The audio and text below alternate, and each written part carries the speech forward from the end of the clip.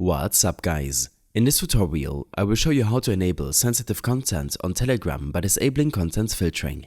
By default, Telegram filters sensitive content in public channels, but you can disable this filter to access all media. However, this setting isn't available directly within the Telegram app. You'll need to use a web browser to make the change. First, open any web browser on your device. In the search bar, type web.telegram.org and hit enter. This will take you to Telegram's web login page. Now, sign into your Telegram account by selecting your country code and then entering your phone number. Follow the login process to proceed. Once logged in, tap on the 3 horizontal lines in the top left corner to open the menu.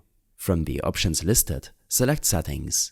In the Settings menu, scroll down and tap on Privacy and Security. Now scroll down until you find the Sensitive Content section. Here, you will see an option to disable filtering. Toggle this option on to allow all media, including sensitive content, to be displayed.